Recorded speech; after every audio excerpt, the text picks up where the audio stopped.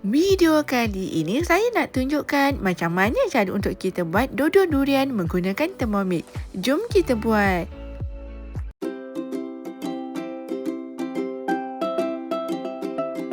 Mula-mula masukkan gula melaka atau nisan, kemudian masukkan gula merah, masukkan air,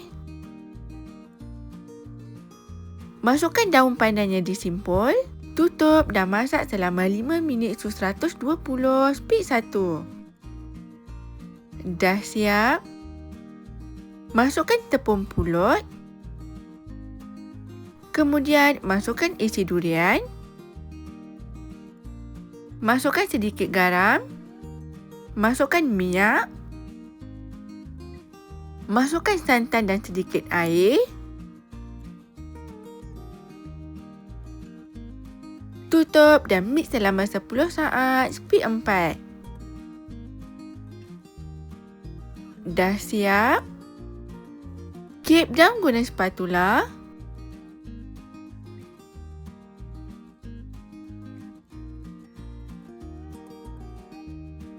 Kemudian tutup dan masak selama 25 minit suhu 120 speed 2.5.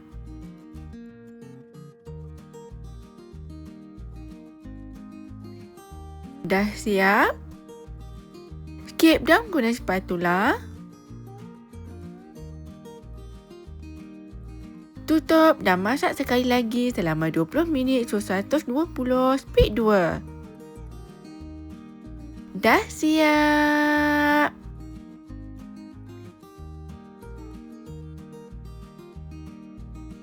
Mudah kan?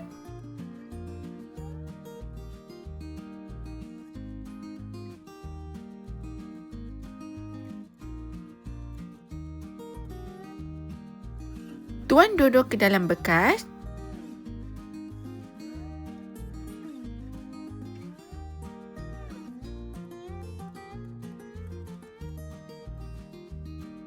Elok je kan? Sedia untuk dihidangkan.